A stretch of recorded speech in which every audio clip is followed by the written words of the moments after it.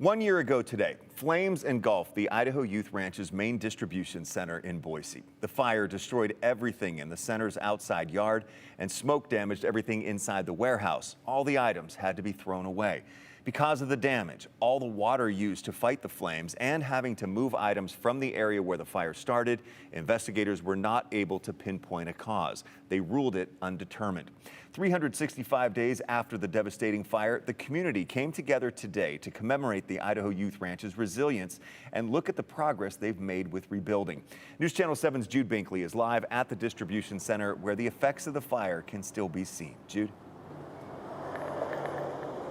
Well, Doug, you just saw footage of that fire from last year and all of that smoke, and we're actually standing in that alley that was engulfed in flames and smoke. There was an 11,000 square foot supply building that was burnt down, and you can still see marks from the fire on the side of the distribution center.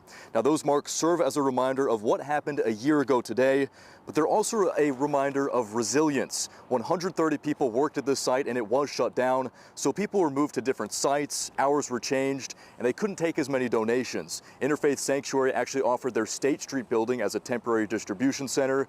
So this fire had a massive effect on how the Youth Ranch operates, but CEO Scott Curtis says they've always been there for each other throughout this rebuild. I think one of the hallmarks of the Youth Ranch really is the camaraderie that exists among the staff and the culture of support and joy, which is one of our values. People really focus on relationships and they put time into them. And so I would say on the day of the fire, that had an impact. When people you know and love and trust are saying, you need to leave now, everybody left. I mean, they moved very quickly.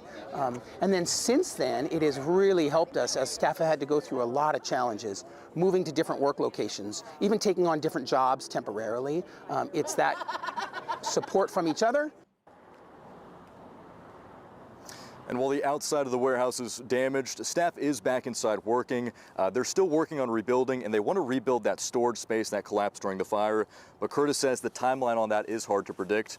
He also says this fire has been a significant financial hurdle to overcome. You know, their thrift store operations were really hit by this because tons and tons of donated items that were going to be sold were lost. So Curtis says the community can continue to support the Youth Ranch through donations and shopping at their thrift stores. And Doug, coming up on the news at 4, we'll hear more from Curtis about how they're rebuilding 1 year later.